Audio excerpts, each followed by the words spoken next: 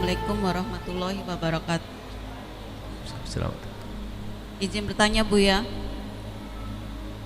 di keluarga saya ada 4 bersaudara. Yang satu itu mempunyai keyakinan yang berbeda. Apa?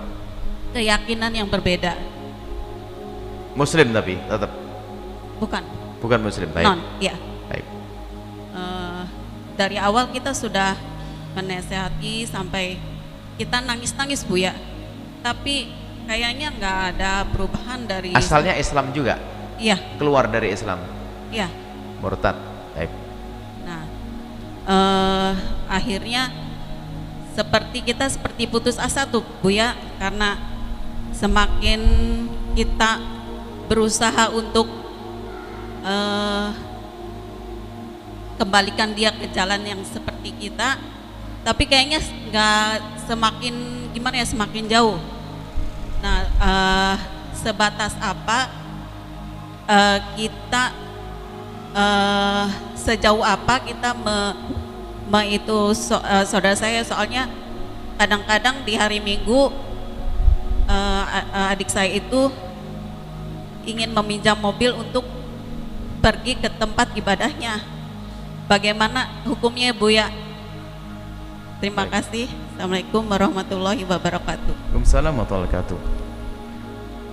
Kalau kita ketemu tetangga kita yang asli Nasrani, bukan murtad, asli Nasrani, maka atau Anda yang mu'allaf, ayah masih Nasrani, saudara masih Nasrani asli, maka ketahuilah Islam mengajarkan Anda untuk tetap baik-baik kepada mereka.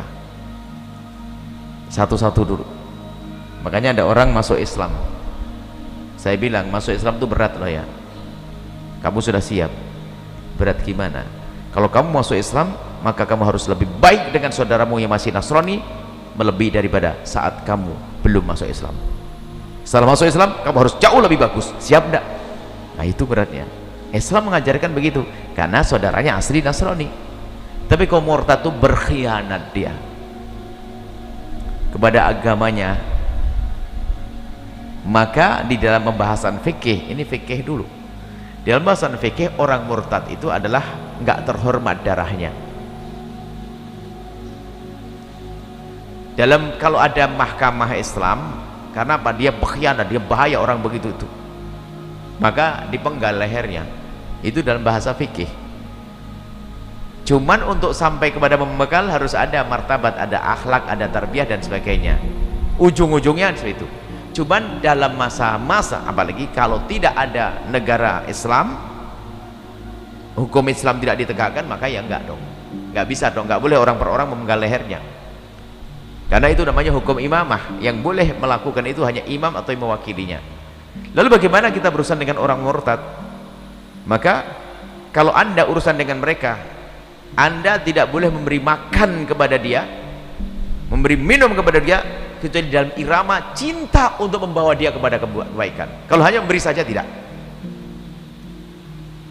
Tapi kalau Anda memberi dia dengan harapan agar nanti tersentuh hatinya lalu mendengar suara Anda, berarti Anda termasuk dalam irama berdakwah untuk membawa dia. Anda meminjami mobil tapi dengan berharap bahwasanya semoga dengan itu dia semakin bisa mendengar dan sebagainya. Jadi Anda ada misi dakwah, maka saat itu Anda diperkenankan. Tapi kalau Anda tidak peduli urusan itu, maka Anda haram, nggak boleh. Sehingga diajarkan Islam sampai orang murtad pun bahasanya kamu jangan memberi dia kecuali bang ada harapan kamu menyelamatkan dia. Paham ini mana? Jadi harus ada kerinduan menyelamatkan dia. Ini beda hukum fikihnya itu begitu. Tapi cuman kadang-kadang di dalam orang yang membenci Islam itu yang dilihat penggal lehernya, ininya proses untuk dipenggal leher ini panjang, ada istitab, bahkan nanti diminta tobat. Diminta tobat ini sendiri adalah usaha bagaimana dia kembali, bukan langsung murtad penggal leher begitu. Memang hukumnya murtad penggal leher karena diberkhianat. Cuman untuk sampai dipenggal leher itu prosesnya, proses mengajak, kita himbau, kita rayu untuk kembali dan seterusnya. Karena di sini tidak ada syariat yang ditegakkan untuk itu, maka niatlah untuk berdakwah dan tidak ada batasnya, ya. Maka ada dua yang Anda lakukan. Pertama, tetap berusaha untuk mengajak dia dan tidak ada batasnya. Anda tidak boleh memberi apapun kecuali Anda niatkan. Semoga dengan ini Anda niat untuk merayu dia, untuk membawa kepada kebaikan, untuk kembali. Yang kedua adalah memahamkan kepada orang di kiri kanannya bahwasanya dia salah jalan, supaya orang tidak mengira bahwasanya kebaikan Anda, mereka mengatakan, wah dia begitu aja juga tetap dibaikin, ya kan, dia dibaikin, dia murtad pun dibaikin, saya juga murtad gak ada masalah, nanti dibaikin. Nah itu yang Anda salah. Anda pahamkan dia adalah murtad. Wahai saudara-saudaraku semuanya, dia murtad, tetap dia harus kita tarik, kita rayu, kita hebat-hebatan dengan setan. Setan merayu dia, kita rayu dia. Jadi kalau saya memberi dia, bukan karena saya muliakan dia, tapi karena saya sayang kepada dia, ingin kembali. Biar anak yang lain itu tahu kalau kita memberi dia bukan karena penghargaan kepada kafiran.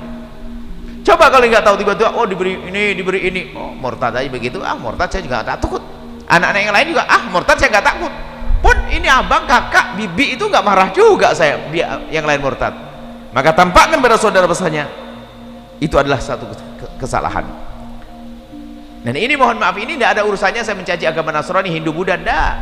Agama orang asli Hindu kita hormati dia sebagai tetangga yang Hindu. Nasrani, jika Anda tetangga kami, Anda lapar wajib Anda gunakan. Kami hanya bicara orang dari saudara yang semula muslim kemudian dia murtad karena dia berkhianat, itu. Naudzubillah. Dan kita banyak doa setelah itu, ya, supaya tidak Anda mengambil langsung dibunuh. Apa itu bunuh? Anda tidak boleh, hukum imamah Anda tidak boleh menjalaninya. Lalu Anda caci dan sebagainya, bisa saja tambah jauh. Harus upaya dulu, upaya merayu istitabnya tadi, bagaimana dia bisa tobat, bisa kembali kepada jalan yang benar, tentunya dengan bermacam cara, kelebihan Anda, kepandaian Anda, dan kecerdasan Anda, dan juga kelembutan Anda, insyaallah akan membawa mereka pada kebaikan. Meskipun pada akhirnya kalau memang tidak bisa, ya sebelumnya dia bakal dipenggal. Kalau pun tidak dipenggal lehernya di dunia karena ada hukum Islam di situ, maka di akhirat akan selama-lamanya, naudzubillah. Kasihan dia. Seperti itu, wallahu a'lam bishawab.